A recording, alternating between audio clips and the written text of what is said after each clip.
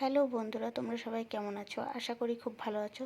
তো আজকে আমি মাছের ঝাল রেসিপি করব।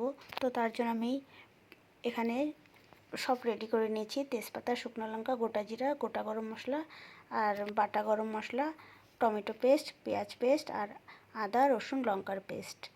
আর এদিকে আমি মাছ ধুয়ে ভালো করে হলুদ লবণ মেখে নিয়েছি, কড়াই বসিয়ে দিয়েছি।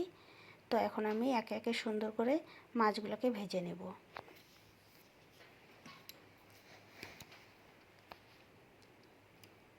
তো দেখো বন্ধুরা, মাছ আমার ভাজা হয়ে গেছে, আমি নামিয়ে নেব।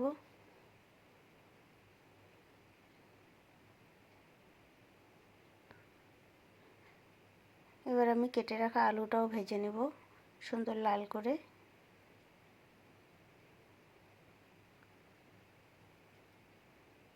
তো আলুটা ভাজা হয়ে গেছে, নামিয়ে নেব। এই তেলের মধ্যে আমি সামান্য তেল দিয়ে দিব। তো গোটা গরম মশলা, তেজপাতা, শুকনো লঙ্কা, গোটা জিরা আমি ঢেলে দিলাম। তো এবার হচ্ছে আদা রসুন লঙ্কার পেস্টটাও দিয়ে দিলাম। এবার মশলাটাকে সামান্য একটু কষিয়ে এর মধ্যে টমেটো পেস্টটা দিয়ে দিলাম।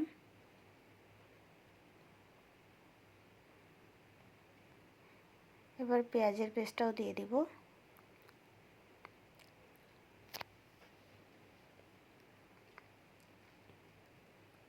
স্বাদ অনুযায়ী লবণ, পরিমাণ মতন হলুদ।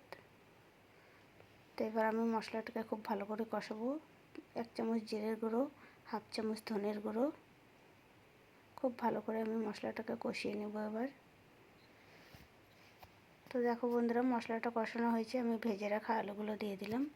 এবার আবারও আমি খুব ভালো করে সুন্দর করে কষিয়ে নেব, আলুটাও সেদ্ধ হয়ে যাবে তাতে। তো দেখো বন্ধুরা, একদম সুন্দরভাবে আমার মশলা কষানো হয়ে গেছে। তো এবার আমি গরম জল দিয়ে দেব। ঝোলটা ফুটে গেলে আমি ভেজে রাখা মাছগুলোও দিয়ে দেব।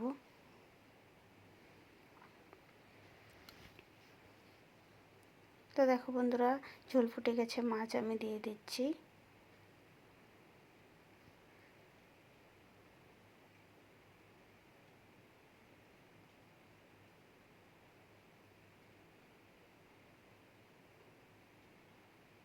বেটে রাখা গরম মশলাটা দিয়ে দিলাম আর সামান্য কসুরি পাতা দিয়ে দিলাম।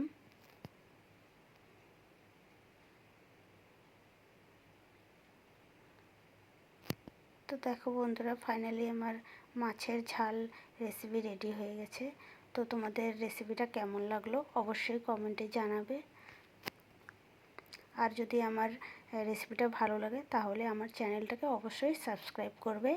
তো আশা করি বন্ধুরা তোমাদের ভালোই লাগবে। আর একবার ট্রাই করো, খেতে খুব স্বাদ হয়। তো আজকের মতো এখানে টাটা, বাই বাই।